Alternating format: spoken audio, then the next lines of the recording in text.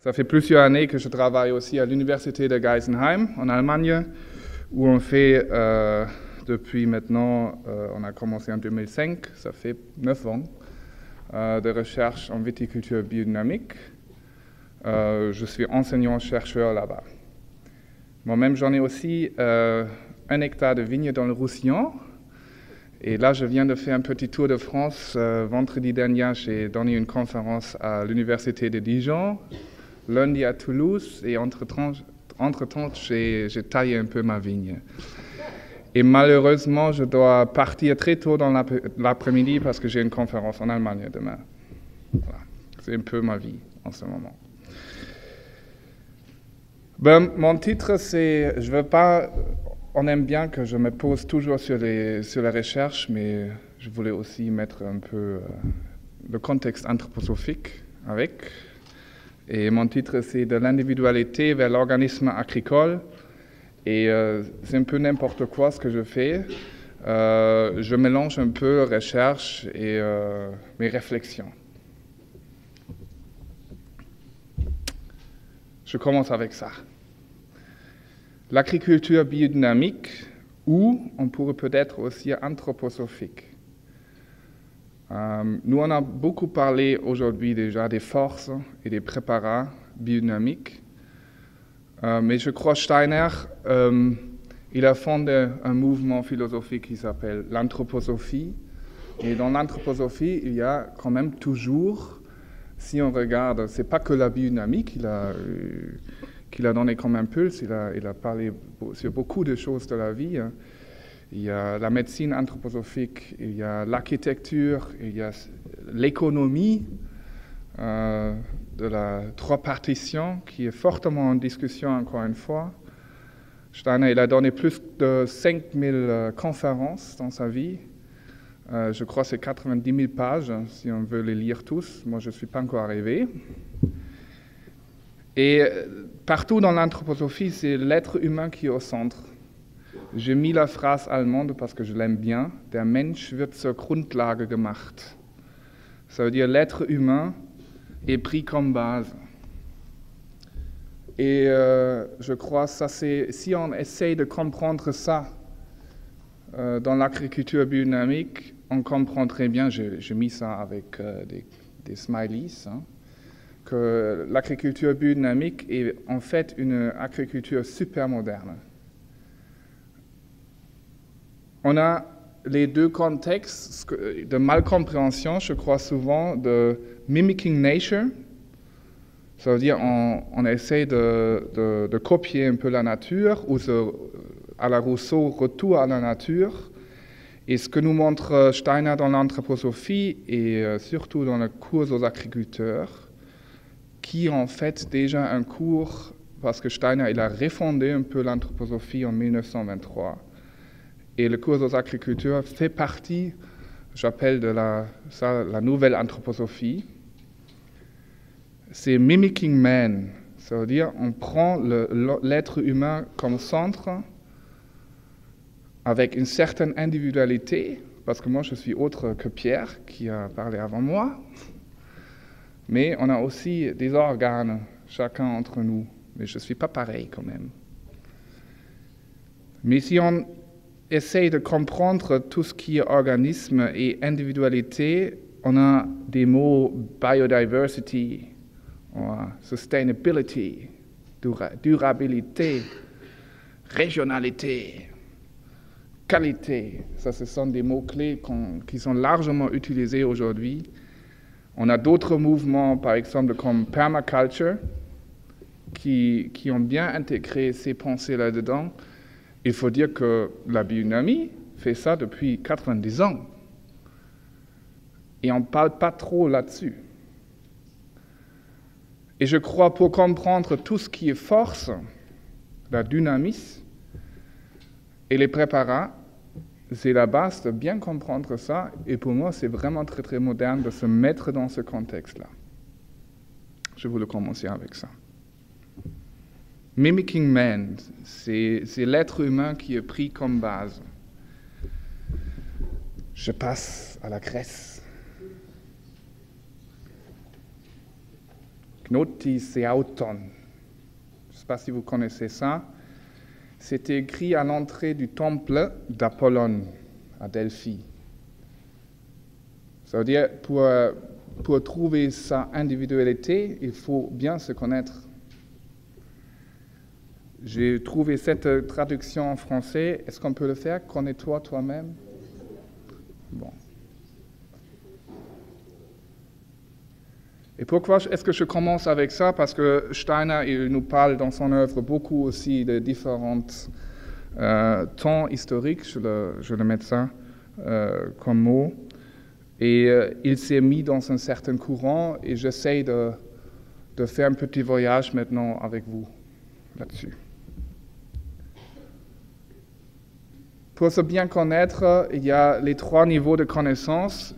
Oui, je ne sais pas très bien si j'ai bien traduit. Il y a la purification. Il faut bien me nettoyer pour bien savoir qui je suis. Qui je suis, mouvement biodynamique en fait. Il faut venir à ce niveau d'inspiration. Où est-ce que je suis là maintenant, sur mon chemin? J'ai plein d'idéaux, peut-être, mais je ne suis peut-être pas encore là. Il faut être clair là-dessus.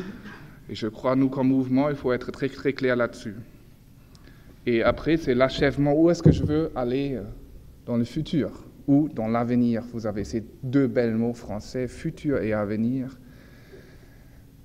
Et pour moi, c'est plutôt l'avenir, parce que l'avenir, c'est un futur que je ne connais pas. Ça fait peur. Advenir, c'est quelque chose qui va venir. Et le futur, c'est un futur qui vient du passé. Hein. C'est mon BlackBerry ou mon iPhone ou n'importe. C'est mon calendrier. Je passe au Goethe, parce que Steiner il a travaillé aussi pendant plusieurs années dans les archives de Goethe. Et Goethe, comme philosophe allemand, il nous a donné pas mal de choses. Et je vais le lire. La connaissance, ça on trouve dans Maximes et Réflexions. La connaissance de mes rapports avec moi-même et avec le monde extérieur est ce que j'appelle vérité. Aussi chacun peut avoir sa vérité à lui, et cependant la vérité est toujours la même.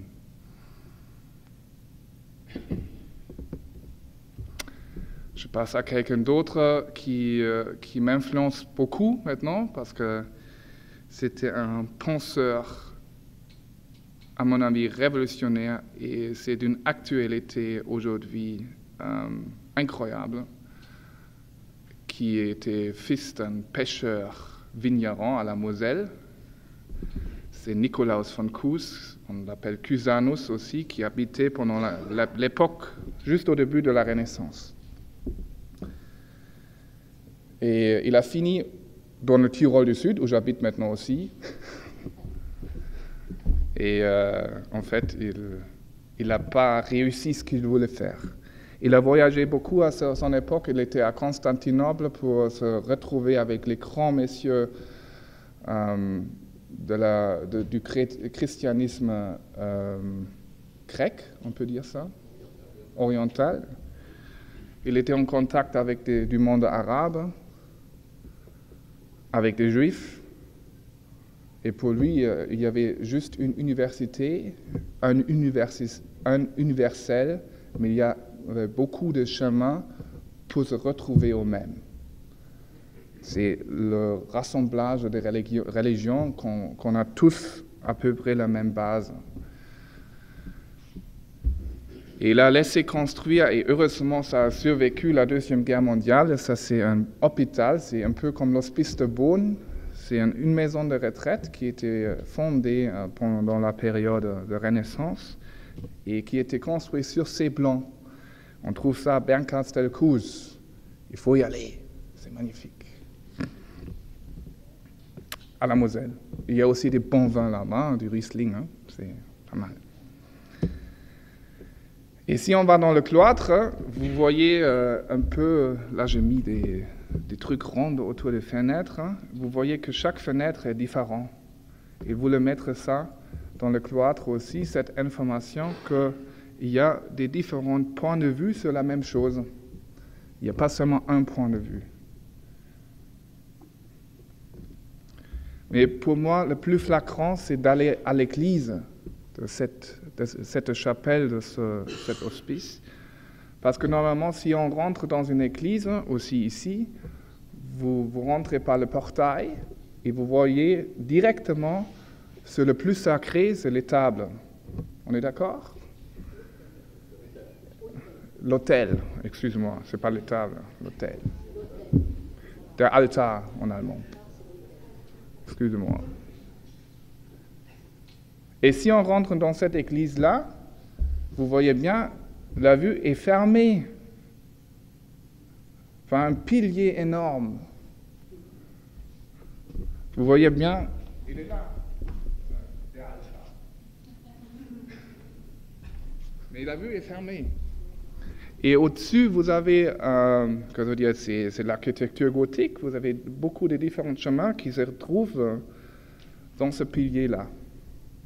Et là aussi, Cusanus voulait montrer, il y a beaucoup de chemins pour trouver la vérité, mais il y a un que je vis aussi, on peut aller autour de ce pilier et vous avez le chemin Christ, du christianisme. Mais il y a d'autres aussi.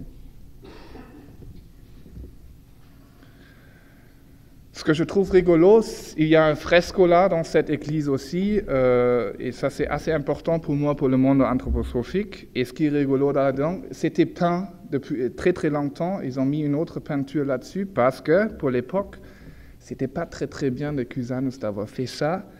Vous voyez en bas peut-être, j'ai mis des flèches, on ne voit pas très bien, mais il y a des êtres humains qui rentrent dans un animal du diable, mais vous n'avez pas que seulement des êtres humains normaux, vous avez des rois, des bishops, des moines, et des évêques, etc. Ça veut dire qu'il y a aussi le clérus qui participait aussi au mal, le clergé, bon, clérus en allemand. Excusez-moi, mon français, c'est... Et on a cette figure de Jésus qui est là-dessus.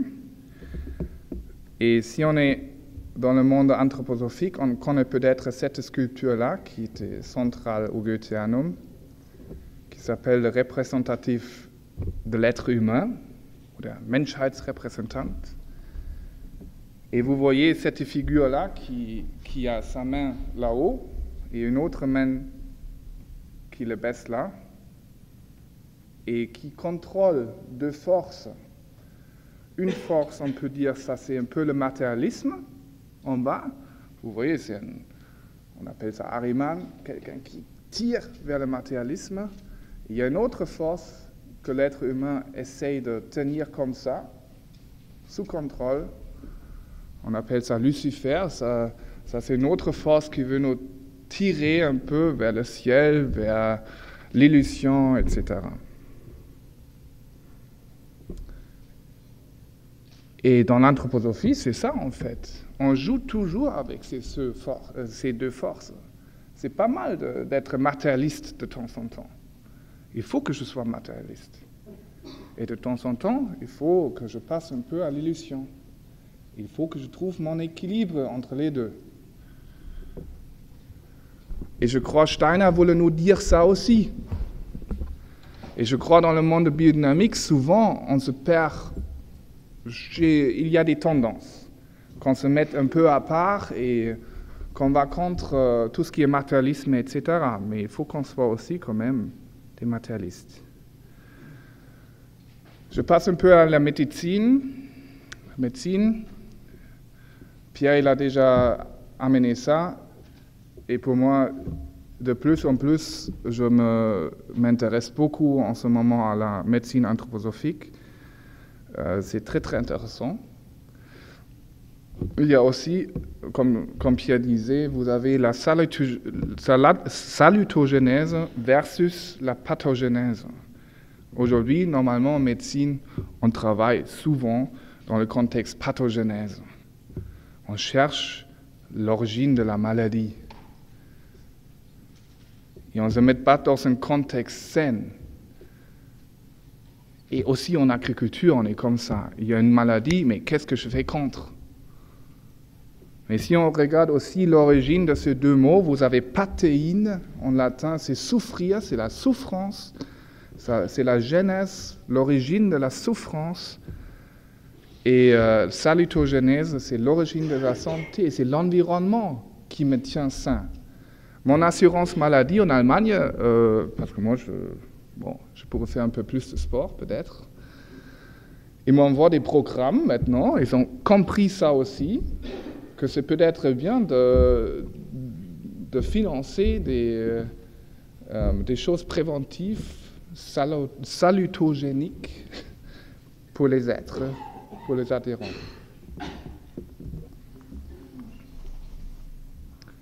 Steiner, il est très très clair pour les médecins là-dessus. Et c'est pour ça que je fais ce discours-là. Pour moi, c'est un des livres clés de l'anthroposophie. Ça s'appelle Grundlegendes für eine Erweiterung der Heilkunst. Et il a écrit ce bouquin jusqu'à la journée de sa mort. Et juste quelques jours avant sa mort, il a intégré le premier chapitre. Il a écrit ça avec une femme qui s'appelle Ida Wegman, qui était très important. C'était une collaboratrice au niveau médecine.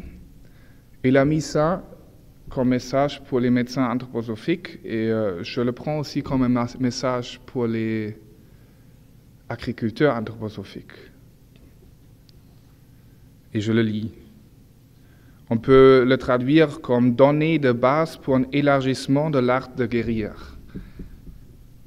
Il ne peut s'agir d'une opposition contre la médecine d'aujourd'hui qui travaille avec les méthodes scientifiques reconnues. Celle-ci est totalement reconnue par nous dans tous ses principes. Nous pensons que seuls ceux qui les connaissent et sont de ce fait vraiment des médecins peuvent appliquer nos données à l'art médical. Il demande aux médecins anthroposophiques d'être des très très bons médecins, mais aussi des très bons médecins scolaires, scientifiques. Il y a d'autres lettres de Steiner où il est vraiment en colère sur toutes ces médecines naturelles avec ces théories de n'importe quoi, qui n'ont aucune base d'être bien recherchées, etc. Ça comme première phrase. La deuxième phrase, là, c'est « Cependant, nous ajoutons d'autres connaissances, acquises par d'autres méthodes, à ce que l'on peut savoir sur l'homme par les méthodes scientifiques en place. Aussi, à partir de cette connaissance élargie du monde et de l'homme, nous voyons nous pousser à œuvrer pour un élargissement de l'art médical. » C'est une vue élargie. C'est une vue complémentaire et pas contraire. Ce n'est pas une médecine alternative. C'est une complémentaire, c'est peut-être le mauvais mot. Peut-être il faut parler de la médecine élargie. Et pour moi, de le transmettre à l'agriculture, ça revient un peu au même. Il faut J'en ai vu trop de choses comme chercheur. J'en ai fait pas mal de voyages et je n'étais pas seulement à Geisenheim. Ça m'a toujours beaucoup intéressé, le monde pratique. Il faut qu'on soit des bons agriculteurs à la base. Il faut qu'on connaisse bien son métier. Et si on connaît bien son métier, on peut élargir tout ça et venir avec des méthodes biodynamiques. Et est-ce que Steiner nous parle vraiment d'une méthode biodynamique ou est-ce que ce n'est pas une agriculture élargie, une vue élargie sur la même chose? Est-ce qu'il faut vraiment se mettre toujours dans un combat avec nos collègues conventionnels? Je me pose des questions. Nous, on a une vue élargie et c'est fantastique et ça nous ouvre des yeux dans beaucoup de directions. je passe à l'être humain et je vous ai amené ça c'est Manfred Klett qui travaille toujours avec cette image, c'est un des pionniers de l'agriculture biodynamique. C'est une image de Van Gogh qui s'appelle le semeur. Et avec cette image-là, avec cette peinture, on peut très très bien expliquer l'agriculture biodynamique. Vous avez devant vous cette sol bleu labouré, et derrière vous avez, comme représentant de la terre, et derrière vous avez cet soleil énorme, jaune, magnifique. Et entre le soleil et le sol, vous avez les plantes. Vous voyez bien que les grains ou le blé, ce qui pousse là derrière, est très haute encore. Et vous avez à gauche la maison, l'impact culturel de l'être humain, c'est la ferme, avec des murs bleus et un toit jaune. Et vous avez l'être humain avec un chapeau jaune et des vêtements bleus.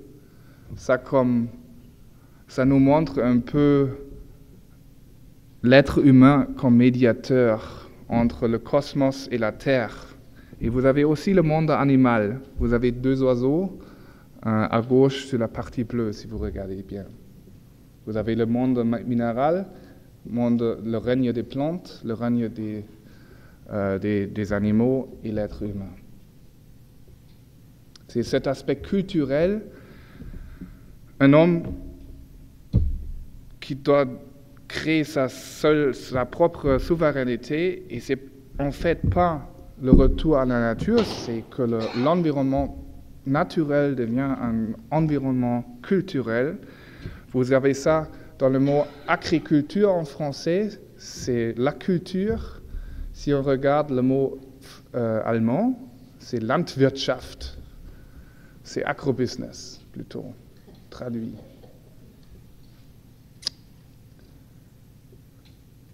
Et j'ai joué aussi avec la langue française, paysage, paysan, le pays. Vous avez le paysage, vous avez les paysans, les habitants du paysage qui créent le paysage en fait, et qui créent des cultures.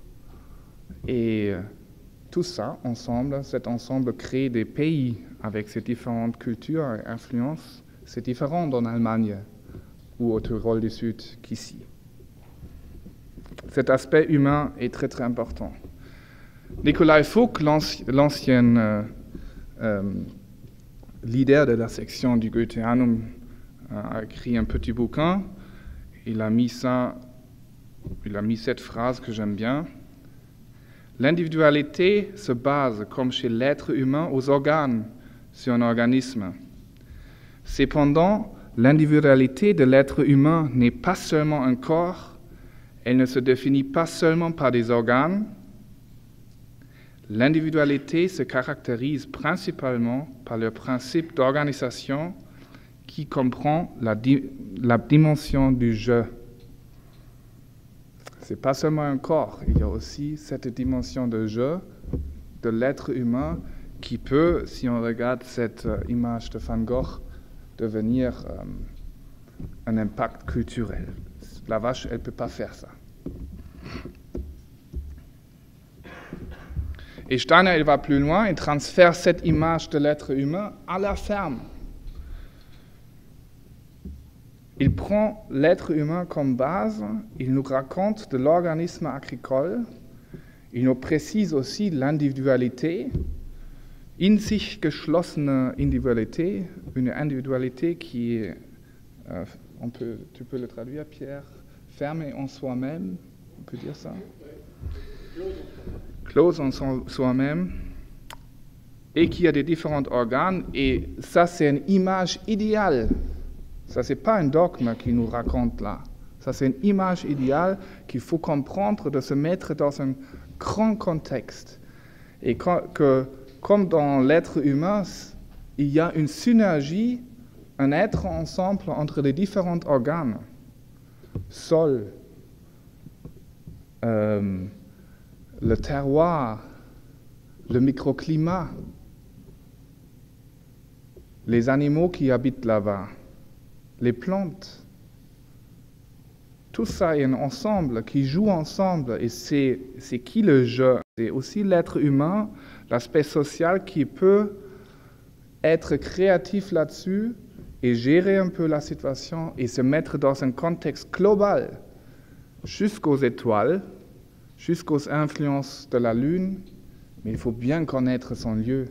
Et après, je peux bien jouer aussi avec les calendriers, etc. Il nous donne en plus des remèdes. Ce n'est pas juste des préparations, c'est des remèdes pour moi qu'on appelle les préparations biodynamiques avec lesquelles je peux agir dans ce contexte-là. Je ne vais pas lire tout ça. Mais Steiner, il donne au cours aux agriculteurs un mauvais exemple, c'est la viticulture. Parce que en 1924, la viticulture était un grand problème. Il y avait le phylloxéra.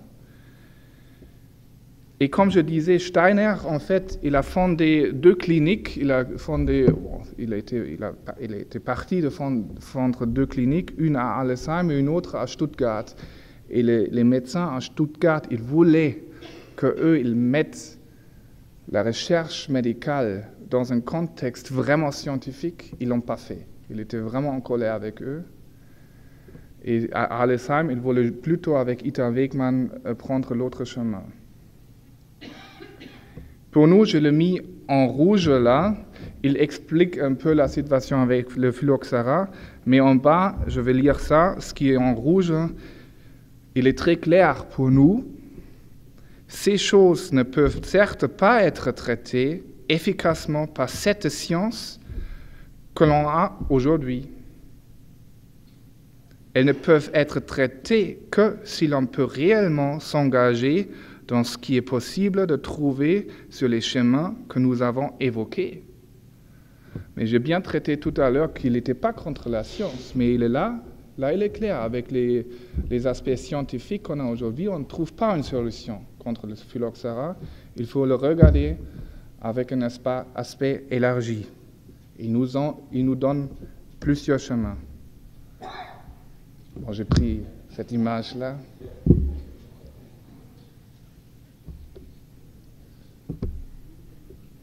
J'habite en Alto Adige, au Tyrol du Sud. Ça fait 3 ans maintenant qu'elle est là, ma copine japonaise. Et oui, qu'est-ce qu'on fait? Les bio et les biodynamistes, ils ont traité plusieurs fois cette année de la spinosate fort. Aussi des biodynamistes. Et je les comprends, parce qu'ils étaient vraiment en danger. Nous, on n'a pas fait sur le domaine. On est assez grand, on a 55 hectares et on achète des raisins de 125 hectares aussi.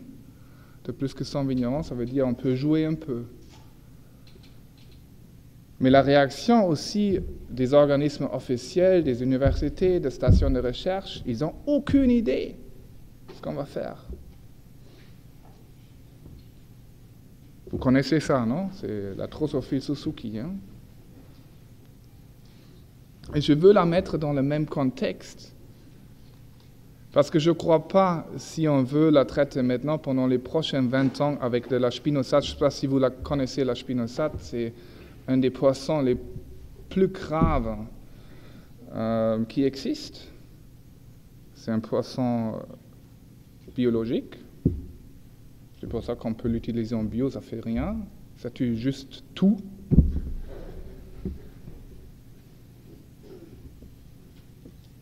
Et est-ce que c'est ça notre solution ou est-ce qu'il ne faut pas se demander, et je me pose beaucoup de questions, est-ce qu'il ne faut pas se poser la question, mais pourquoi est-ce qu'elle est là?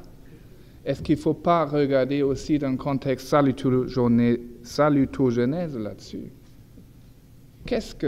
Et il faut comme base, il faut que je connaisse super bien cette espèce, scientifiquement bien.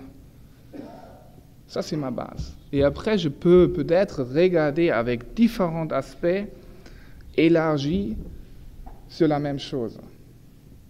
Et je crois seulement par ces aspects élargis, on va trouver une solution.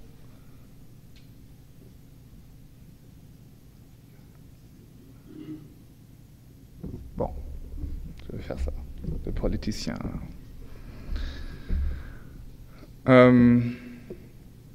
Voilà, je voulais juste donner ça comme exemple parce qu'avec le phylloxéra Steiner, je pourrais parler très longtemps là-dessus parce que ça me touche beaucoup aussi la question de la régénération de la vigne. Pierre l'a abordé et je crois que ça va être un thème pendant toute la conférence. Mais je crois là aussi, il faut regarder ça aussi avec les différents angles. Mon observation, je peux dire pendant les vendanges cette année, comme on achète du raisin de plus que 100 vignerons, j'en ai vu à peu près 300, entre 300 et 400 vignobles pour faire la sélection des raisins. Et ma observation, c'est que c'est complètement différent. Des fois, on a un vignoble à côté de l'autre où il y a beaucoup de la copine japonaise. Et des fois, on a des vignobles où il n'y a pas beaucoup. C'est une question de lumière, on le sait très bien. C'est une question de comportement de la vigne, de l'équilibre de la vigne, l'équilibre de la pousse de la vigne. C'est-à-dire il faut, surtout dans le monde bio et biodynamique, se mettre vite à faire des bonnes observations et oui, d'essayer de le prouver. Il faut le faire quand même scientifiquement. Parce qu'on ne veut pas rentrer dans la folie, à mon avis, les prochaines 10 ou 20 ans. On avait ça déjà dans la période du phylloxéra. J'en ai encore combien de temps? 10 minutes. Maintenant je saute un peu. J'ai mis ça aussi un peu, cette notion lumière et ombre, et on connaît ça un peu. Si on se met dans les préparations biodynamiques, on sait très bien qu'on peut jouer avec ces deux polarités. Nicolas Joly, il a parlé des préparations du soleil. On peut le voir comme ça. Mais il y a une préparation, la 500, c'est un peu plus la substance. Et une autre, c'est un peu plus tout ce qui est organisation de la qualité ou de la maturité ou des forces formatrices. Et c'est pour ça que je vous ai donné cet exemple-là. C'est exactement la même plante. C'est Jochen Bockermühle, un chercheur suisse qui a fait beaucoup de travail sur des plantes médicinales. Et vous voyez l'influence de la lumière en haut. C'est une plante qui a poussé sous influence de la lumière. En bas, la même plante qui nous donne à l'ombre ou avec des sols plus fertiles, des feuilles plus rondes, plus foncées souvent. Et c'est des observations qu'on peut faire en viticulture souvent aussi, si on parle avec des praticiens, c'est les observations en appliquant les préparations biodynamiques, on reçoit un meilleur équilibre dans la pousse végétative. On a des raisins peut-être moins compacts, plus concentrés, etc. Et ça, on a fait aussi à Geisenheim, dans notre recherche. Et je vais vous présenter quelques résultats de ma thèse qui montrent un peu les résultats scientifiquement maintenant qui vont dans cette direction d'observation de plusieurs praticiens. C'est bien de faire des choses comme ça à des universités, mais j'adore ce que fait Pierre, par exemple. Pour moi, c'est toujours un grand plaisir de faire avec lui le tour des vignobles, d'avoir vraiment des bons petits essais de pratique sur place de vignerons. Et pour moi, c'est aussi quelque chose, oui, c'est l'observation. Ça, c'est une autre approche. Vraiment bien observer. Ça, c'est une base de l'individualité, de l'être humain, de devenir, encore une fois, un très bon observateur. Parce que si je fais ce que je fais à Geisenheim aussi, des mesures bien scientifiques, ben, c'est la mesure que je fais. Et ce que j'ai essayé à Geisenheim aussi, c'était toujours de mettre en relation des mesures d'observation avec des mesures, disons, quantitatives, techniques. Voilà, ça c'est une série de vignes de Jochen Bockemühl que je trouve très très beau parce qu'elle vous montre aussi un peu déjà cette geste de feuilles. On peut beaucoup observer là. Vous avez cette belle geste d'ouverture. Vous avez l'apex à gauche là-haut, c'est un peu comme un embryo. Et après, vous avez cette geste d'ouverture. Et vous voyez bien que ça, c'est l'avenir. Les premiers stades de cette série de feuilles, c'est plus la forme qui est présente que la substance. C'est dans le quatrième stade, quatrième, cinquième surtout, que la substance rentre dans le jeu. Ça veut dire que vous avez cette polarité et vous pouvez faire vous-même des observations très très bonnes, très très efficaces dans votre vignoble. Pour moi, le but du futur des stations de recherche, c'est aussi de trouver des moyens pour le vigneron pour qu'il redevienne capable de juger lui-même avec des méthodes faciles. Il faut toucher des fois les feuilles. Juste par l'observation de la vigueur et de la croissance, je peux savoir beaucoup déjà. C'est bien de pouvoir les mesurer, comme on fait à Geisenheim. Maintenant, je viens avec des points barres là. Mais ce n'est pas que ça. Et tous ces résultats, je peux dire, jusqu'à maintenant, on avait à peu près 40 mémoires qui se sont écrits dans le projet, ma thèse et une autre thèse. C'est-à-dire c'est beaucoup de gens j'en ai beaucoup des esclaves et étudiantes qui travaillent là-dedans.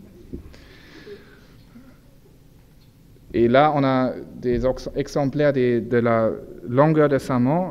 Maintenant, je me base un peu sur les observations de la vigueur qu'on a fait à Geisenheim. Longueur de saban, et vous avez là les 3 ans, 2007, 2008, 2009, et vous voyez toujours qu'il y a la barre rouge, c'est la partie intégrée, excuse-moi, c'est aussi en allemand, qui est un peu plus longue. Mais ça, c'est juste le saman principal qu'on mesure. On mesure rien d'entrecœur, etc. Ça veut dire que c'est une indication, mais une seule. Ça ne nous donne pas encore l'image de toute la vigne.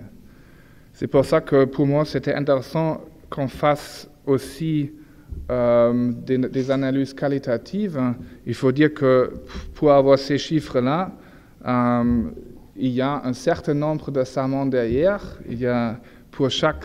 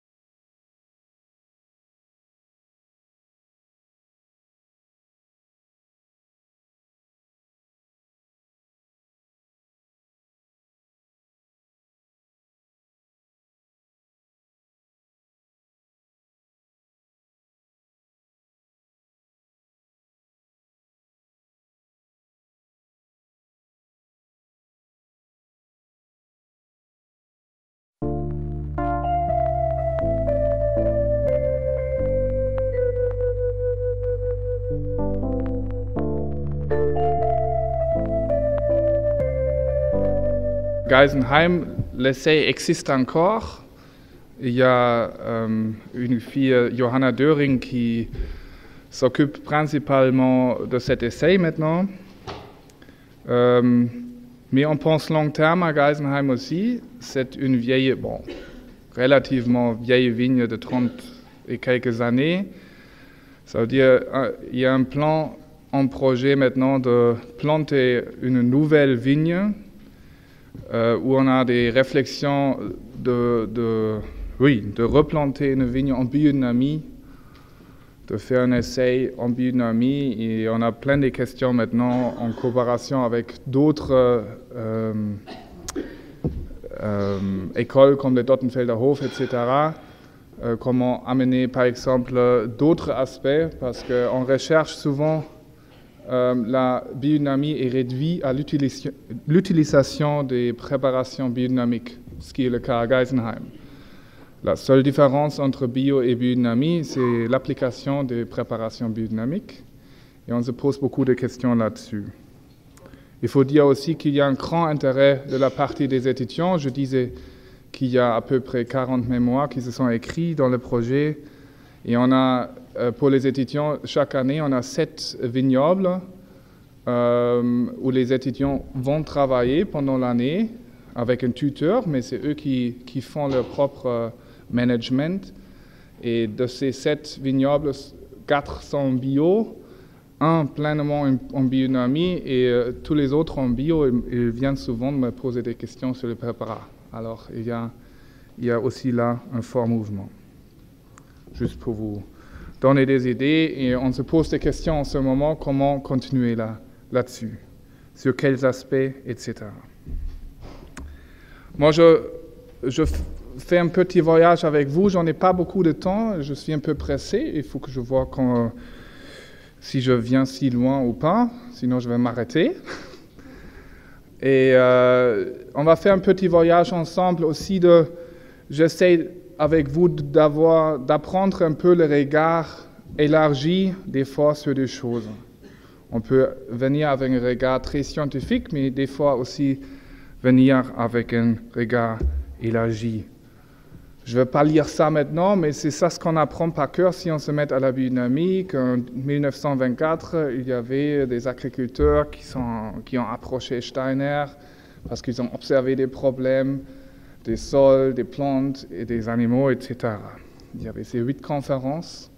Et dans ces 8 conférences, Steiner, comme je disais tout à l'heure déjà, nous donne un mauvais exemple, et c'est la vigne. Et si on se pose la question, mais qu'est-ce qui s'est passé dans le 19e siècle avec la vigne, c'était carrément la plante la plus en danger à cette époque-là. Il y avait ce fameux phylloxéra qui est venu, probablement venu, peut-être le phylloxéra était là déjà. Je ne veux pas mettre des théories conspiratives ici dans la salle, mais je me pose quand même des questions. Et je travaille beaucoup avec des domaines aussi en Allemagne, et il y a un grand domaine qui s'appelle Bassermann Jordan, par exemple. Ils ont des bouquins de viticulture, de management, de viticole jusqu'à 1815. Et dans les années 1820-30, ils ont déjà commencé à fortement amener de guano, de Chili, dans leurs vignes. Alors je me pose et moi j'ai travaillé pendant plusieurs années en Afrique du Sud aussi, et c'était très très bien pour moi.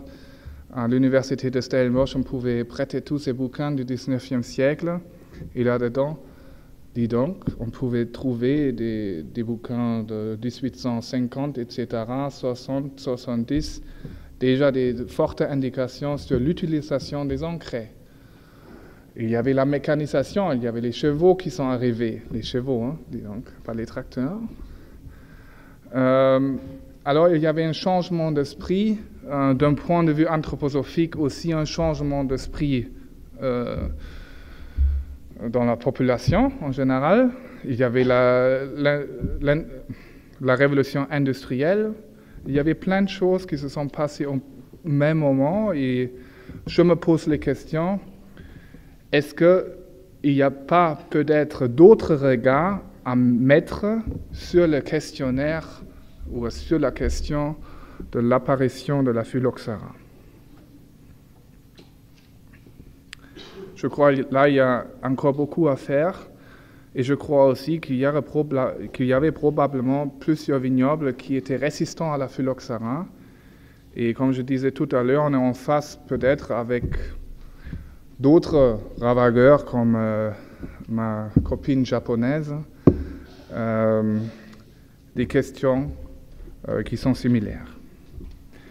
Les conséquences, on sait très bien, et Steiner en parle, il en parle même positivement, mais positivement du court terme.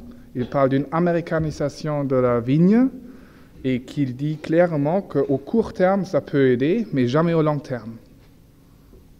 Ça nous a sauvé la vie, c'était le greffage. Au début, ça nous a sauvé la vie, mais d'un autre côté, ça nous a mis à part. Jusqu'à ce moment, chaque vigneron était son propre chercheur, son propre multiplicateur. Et on a donné à la fin du 19e siècle, au début du 20e siècle, tout ça, tout ce qui est multiplication de la vigne, on a donné à des institutions comme Geisenheim par exemple. Et à Geisenheim, on est rentré de suite dans la recherche des clones. Et on a perdu, juste à la vallée de la Moselle ou au Palatinat, on avait des milliers de différentes clones de Riesling. Par exemple, si on se base sur le Riesling, comme je suis allemand, je le fais. Et aujourd'hui, on a peut-être une vingtaine, largement utilisées mondialement. Et si on regarde les porte-greffes, on a 5 à 10, peut-être, largement utilisés. Il y a beaucoup plus, je suis d'accord, mais une réduction énorme de notre biodiversité de matériel de plantes.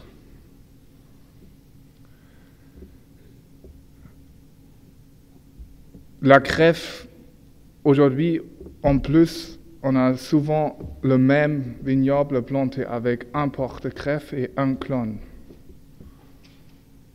Déjà, des fois, des villages entiers avec un porte-greffe et un clone. Ça veut dire, je crois que c'est à notre génération de réfléchir si on prend Steiner comme sérieux, et moi je le prends. S'il parle de court terme, je crois 150 ans, c'est assez court. Et c'est peut-être le moment maintenant à réfléchir et à C'est pas que je veux dire que la pépiniérie d'aujourd'hui est mauvaise, mais il faut réfléchir à trouver peut-être d'autres solutions. Pour moi, c'est aussi évident, oui, dans ce contexte, qu'est-ce qui s'est passé? Une réduction de la biodiversité, mais aussi les porte-greffes aujourd'hui souvent viennent d'un contexte climatique méditerranéen et les clones viennent d'un contexte mosellan ou du Palatinat ou de la Loire. C'est un autre microclimat, c'est un autre contexte et on met ces deux espèces ensemble. Et après, les plants dans les pépiniéristes, chez les pépiniéristes, c'est souvent des champs en plaine, pas des sols viticoles. On met des engrais, on n'a pas encore vraiment des plants biologiques. Et je ne parle pas de la biodynamie. J'ai plein de réflexions. Et après, on prend ces petits machins-là et on les met dans un sol pauvre et on se pose des questions pourquoi ça ne marche pas.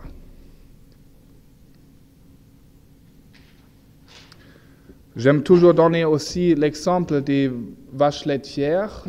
Moi, j'habite dans une région alpine maintenant. Et une vache laitière normale d'aujourd'hui, elle va mourir de faim si on la met sur un pré dans les Alpes. Ça veut dire, moi je me pose vraiment des questions aussi au niveau de la vigne. Est-ce qu'on n'a pas trop de vaches laitières? Et est-ce qu'on a vraiment des plantes, des vaches grises de la Suisse qui peuvent grimper, qui sont sains? Est-ce qu'on a vraiment des plantes adaptées à nos sols? Une autre question, c'est le paysage. Bon, là, je vous donne quelques exemples. Ça, c'est la région de Banyuls, près de ma vigne. C'est juste pour vous amener un peu dans l'aspect culturel. Là, si vous alliez voir ces murs-là, il y a un système de drainage là. Et si on regarde les derniers mois dans l'érosion, moi aussi, dans ma vigne, j'ai des forts problèmes d'érosion. Il y avait des forts orages, et là, à l'époque romaine, parce que ça, ce sont souvent des murs qui étaient construits par les Romains, on savait déjà. C'est un aspect culturel. Si vous regardez la photo à gauche, aujourd'hui, c'est lié au Roundup, que ces vignes existent encore. Hein. C'est prend comme il faut, mais c'est encore là. Est-ce qu'on peut revenir à la pioche? Question. Là, c'est Coyure, vous connaissez peut-être. Ça, c'est une image du village voisin de Geisenheim. C'est un des crus les plus connus de l'Allemagne, c'est le Rüdesheimer Berg. C'est la fameuse vallée du Rhin. Vous pouvez prendre des bateaux pour aller à la Loreley qui laisse tomber ses cheveux dans le Rhin. Et ça, c'est une photo prise dans les années 60. Vous voyez un peu les terrasses, etc. Et ça, c'est la même vigne aujourd'hui. Après qu'elle était flurbereinigt dans les années 60, on est venu avec des grands caterpillars et on a mis tout ça à plat. Il y a des forts problèmes d'érosion aujourd'hui, de sécheresse. Je ne dis pas qu'il fallait revenir à ça. C'est peut-être dans un contexte économique difficilement gérable, mais est-ce qu'il n'y aurait pas une solution entre les deux? Et pourquoi est-ce qu'on a fait ça? C'est pour des raisons techniques. Pour des raisons techniques, pour pouvoir travailler plus facilement techniquement. Et là, je me pose aussi des questions, je deviens un peu grave hein, dans quelques images, ça va faire très mal. Mais je me pose souvent des questions, mais est-ce qu'il n'y a pas aussi une évolution de la technique qui pourrait peut-être nous aider à continuer comme ça? Ça, c'est juste d'autres jeux d'images que je fais toujours avec mes étudiants. Ça, c'est à Geisenheim. Et qu'est-ce qui est bizarre, là, cette photo?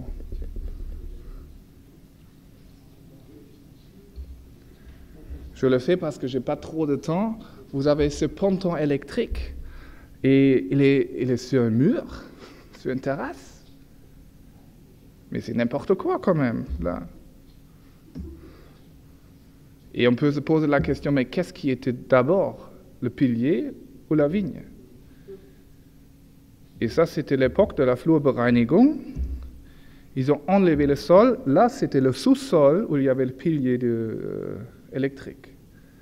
Ça, c'est Geisenheim. Et ça, c'est la vigne, excusez-moi, aujourd'hui.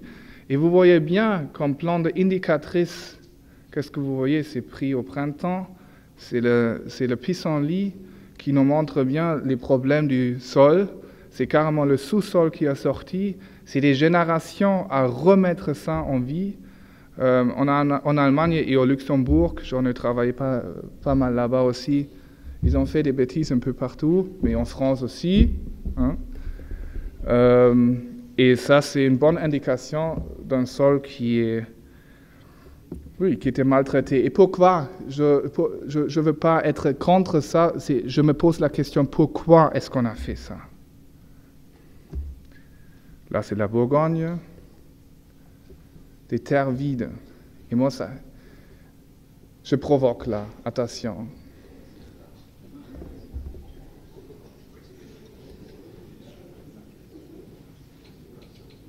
Ça fait mal.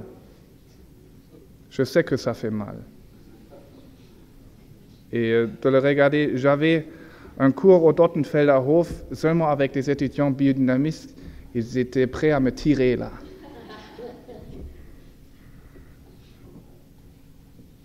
Mais on est déjà là. On n'est pas loin.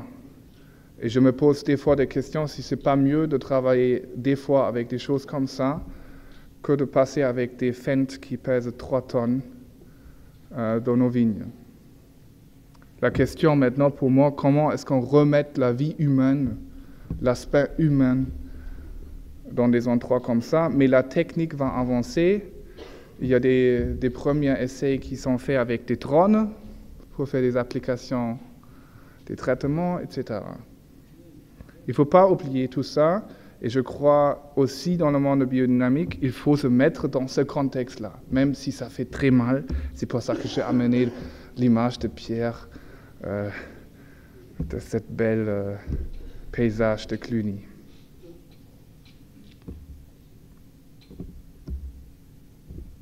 Justus van Liebig. Moi, je fais ma thèse à l'université Justus van Liebig de Gießen. Ça, c'est en allemand, mais vous connaissez tous ce fameux foudre de Liebig. Liebig, c'est très, très, très intéressant. Après qu'il a lancé ses théories, il a changé à 180%. Il disait, c'est tout faux ce que je disais. Faites gaffe, faites attention. Si vous mettez de l'azote sur des sols, vous alliez arriver à des sols appauvris, etc. Là en bas, ce tableau, c'est un travail de Edwin Scheller et j'ai entourné de rouge. Vous avez des différentes échelles de fertilisation A, B, C, D, E. Vous voyez ça? Et si on prend le B moyenne, nous, on connaît tout ça, non? Pour fertiliser. E, ça veut dire c'est extrêmement haute. Ça veut dire on ne peut plus rien faire ou on ne devrait plus rien faire. Et B moyenne, c'est une analyse moyenne de potasse. Ça, c'est un exemple de la potasse. Ce que je veux montrer avec ça, c'est si on regarde juste un, on peut mettre le C aussi, je l'ai mis sur le B. Vous avez en haut, ici, les années 1979, 1987 et 1998. Et le taux moyen en 1979 était de 12 à 24. Et si vous regardez 87, c'était déjà 7 à 14. Et 98, de 6 à 11. Ça, c'est notre paradigme matérialiste de mettre des engrais dans nos champs. Et on voit très bien avec ce tableau que ça a changé en 20 ans drastiquement.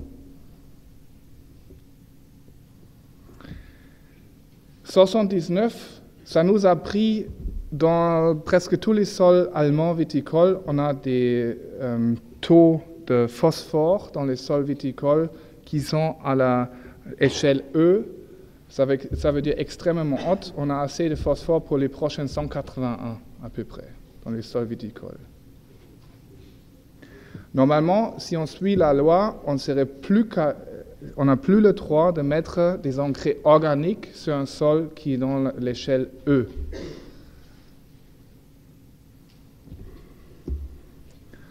Érosion. Bon, je joue un peu ce qu'a fait Pierre, je répète. J'avais des étudiants qui ont pu faire des belles choses comme ça. Ça, c'est une échelle de 0 à 4 mètres. Et vous voyez, pour moi, c'est très, très important qu'on n'oublie jamais les plantes, parce que les plantes font un travail essentiel pour nous. J'ai pas trop de temps de m'y mettre, mais je voulais me baser là-dessus pour vous remettre là les mycorrhizes. Et encore une fois, Steiner dans le 7e cours aux agriculteurs. Il y a une conversation entre les plantes. Je donne toujours l'exemple aussi, mettez une pomme à côté d'une banane, qu'est-ce qui se passe?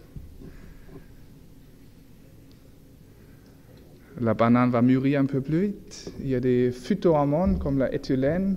Il y a plein d'exemples où il y a des voies communicatives entre les plantes. Ça veut dire Steiner, il n'était pas si loin que ça en approchant tous ces effets. Quelques autres images de Pierre, juste pour vous mettre encore une fois dans cette pensée. Et là, c'est quand même impressionnant ce qui peut se passer dans les sols biodynamique. Là, un autre exemple de Geisenheim. Les vers de terre dans les sols bio, on a, 2007, c'était la deuxième année de conversion et on a pu avoir beaucoup plus de nombre de vers de terre dans les sols bio et biodynamiques.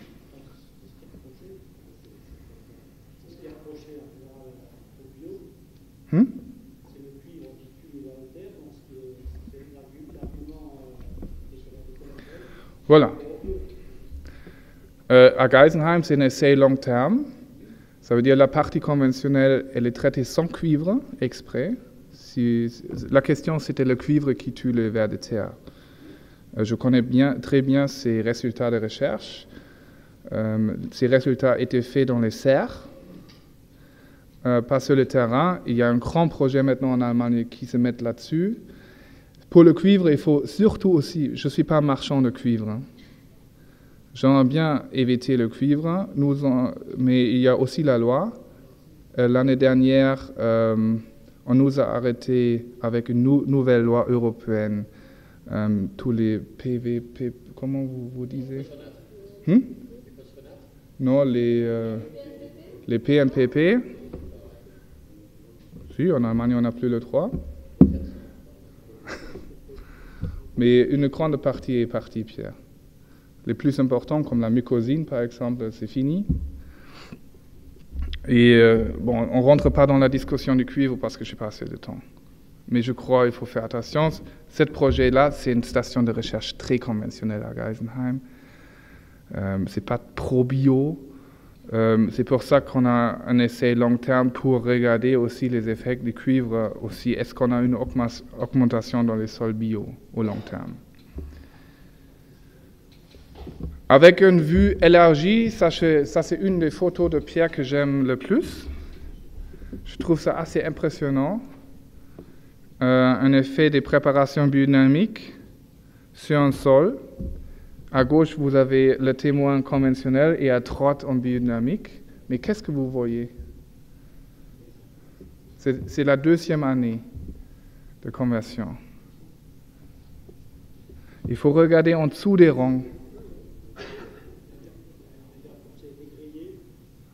Oui, il y a d'autres plantes qui poussent là, et c'est l'amarante qui pousse là. L'amarante, c'est une plante indicatrice aussi, qui est un peu comme le pissenlit, qui décompacte les sols, et apparemment dans la partie droite, il a perdu sa fonction.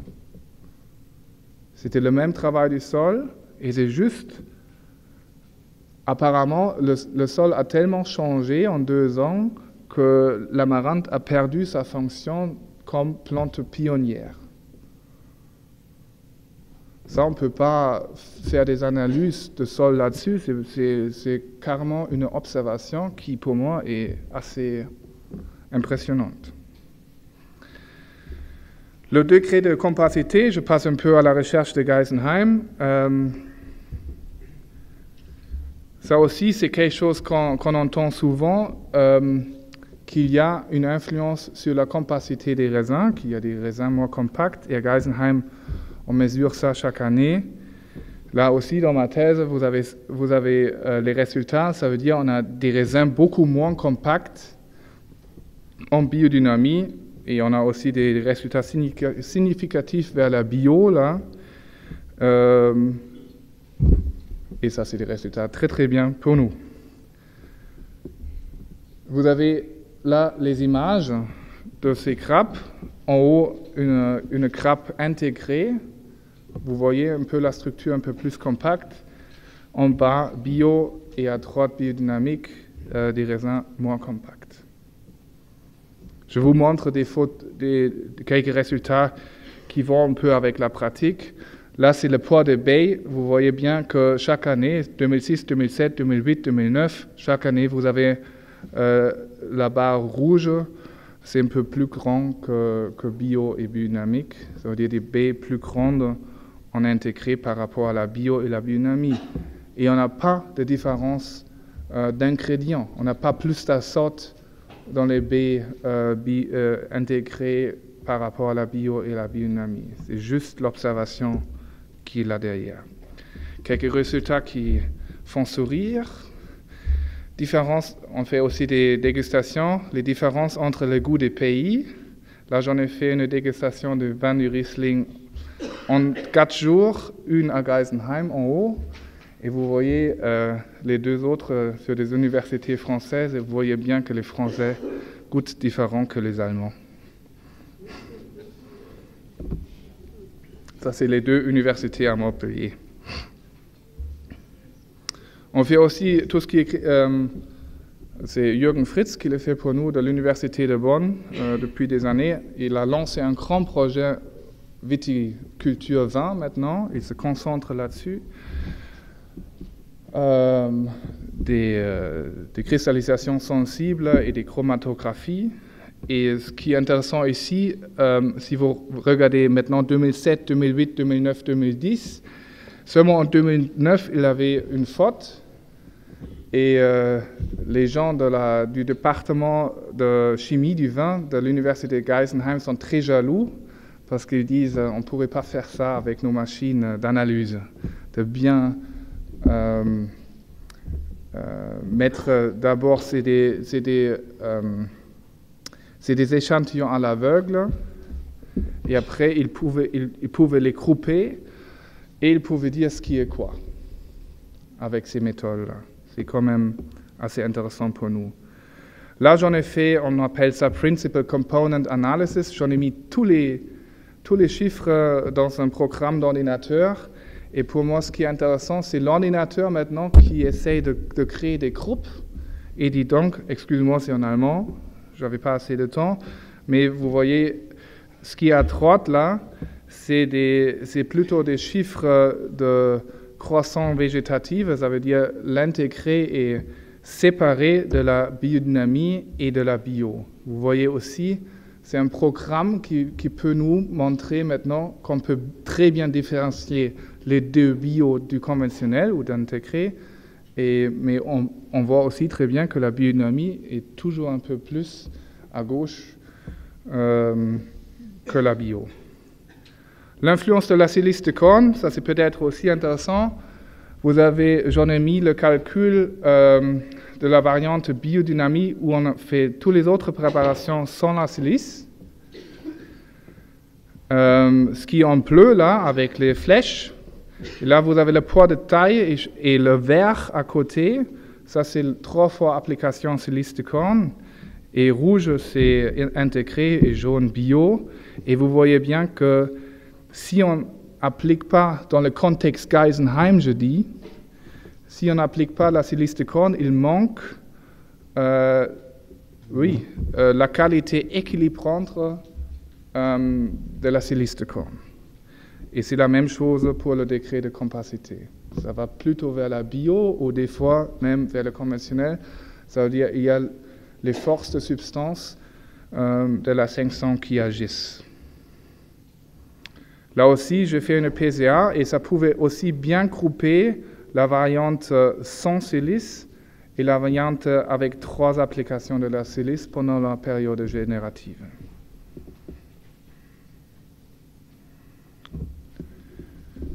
J'en ai aussi quelques réflexions sur les maladies du bois. Et là aussi d'un point de vue élargi, mais parce qu'on se demande toujours qu'est-ce qu'on fait. Et je crois qu'il faut aussi se poser des questions. D'où est-ce que ça vient? D'où elle existe? Est-ce qu'on travaille? Je fais la connaissance d'un chercheur forestier qui travaille maintenant sur un institut viticole au Palatinat. Dans la forêt, c'est normal d'avoir de l'esca. La fonction de l'esca, c'est de transformer du bois mort en humus. Et je crois Francis Stahl on va en parler tout à l'heure.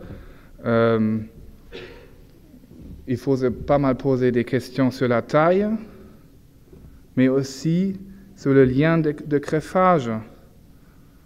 Et là, je ne parle pas de la greffe oméga, je ne suis pas à 100% sur cette ligne-là. Pour moi, c'est plutôt une question, est-ce que je travaille propre?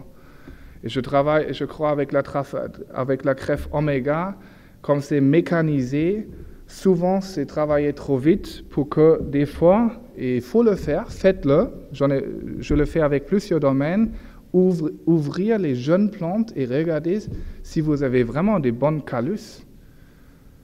C'est assez impressionnant comme c'est mauvais souvent. Ça veut dire que vous avez dans la jeune plante souvent déjà des tissus morts qui vont attirer par ces deux côtés l'esca qui a comme fonction de transformer le bois mort en humus, déjà dans la petite plante. La question maintenant pour moi, c'est pourquoi l'esca attaque, en fait, devient pathogène aussi sur le tissu vivant. Ça, c'est une grande question. Surtout si on regarde ça. Ça, c'est la corrélation entre l'apparition de l'esca et le phylloxéra dans le 19e siècle. Il y a plusieurs exemples de la France, je ne le lis pas maintenant, mais c'est assez rigolo, quoi. Bon, je lis 1911. En Anjou, la maladie de l'esca est répandue aujourd'hui et elle est parfois grave. Elle ne paraît cependant pas y avoir été observée. La question se pose donc de savoir si le greffage sur vignes américaines n'a pas été une cause de l'aggravation et de l'extension du mal. Le vieillissement prématuré des vignes greffées, phénomène bien connu des vignerons, est peut-être une cause de cette extension de l'esca au début du siècle. Mais cette hypothèse est loin d'être vérifiée.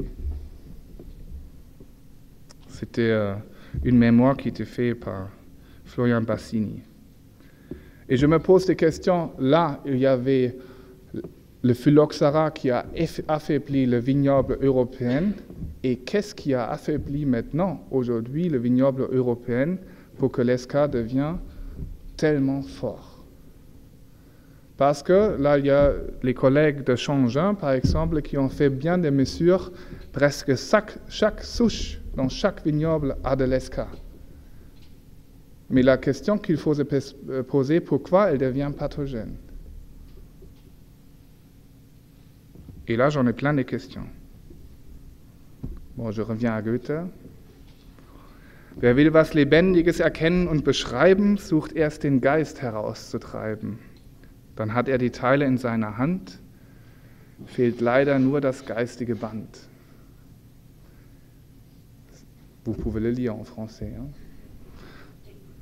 Méphisto, dans le Faust, qui dit ça. C'est un professeur de médecine et sociologie de la Harvard University. Et ça, c'était en 2012. Nous avons très bien réussi dans les derniers siècles à décomposer le monde en pièces toujours plus petites. Lui, il fait de la recherche sur Facebook. L'homme se compose d'organes, les organes des cellules des molécules et celles-ci d'atomes. De la même façon, nous voyons la société comme de petites unités, les individus assemblés. Et nous pensions que quand on entrevoit ce qui se passe au niveau des atomes, on peut aussi comprendre le tout. Or, il se trouve que le tout influence fortement les parties, en biologie comme dans la vie sociale des hommes. Excusez-moi, c'est en anglais. Hein? Mais à la base, Albert Howard, il dit qu'il nous faut, comme vrais chercheurs, des chercheurs qui vont sur place, qui font de la recherche adaptée au lieu, et qu'il faut que ça... The proof of the research should be in a working farm context, which cannot be stimulated in small plots. Une recherche vraiment prouvée doit être dans un contexte de la ferme, parce que si on fait des plot design, comme je fais à Geisenheim, c'est pas peut-être comparable. Je viens des pionniers de l'agriculture biodynamique, Lili et Eugen Kolisko. Lili Kolisko était une chercheuse qui a travaillé très proche avec Steiner. Elle a fait pas mal de recherches en médecine et en agriculture. Et son mari était un des médecins les plus importants au début du mouvement anthroposophique. Je le lis. Et ça date de 1939. Le problème agricole est un problème mondial. Il s'agit du bien-être de l'humanité entière. Ce n'est pas une question de ce qu'on aime ou on n'aime pas personnellement, ni une question d'intérêts nationaux. À quoi cela servirait qu'un seul pays produise des aliments sains et que les voisins ne fassent pas de même?